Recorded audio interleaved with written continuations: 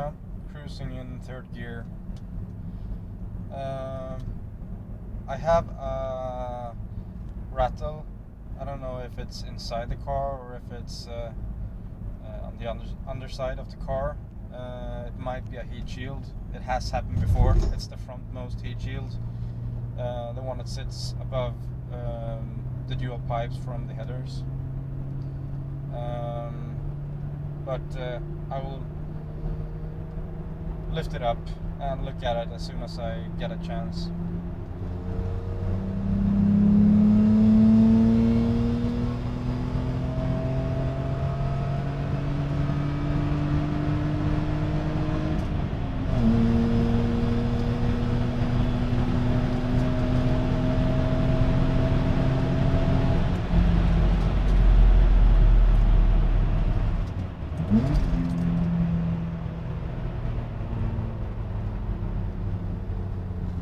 Mm-hmm.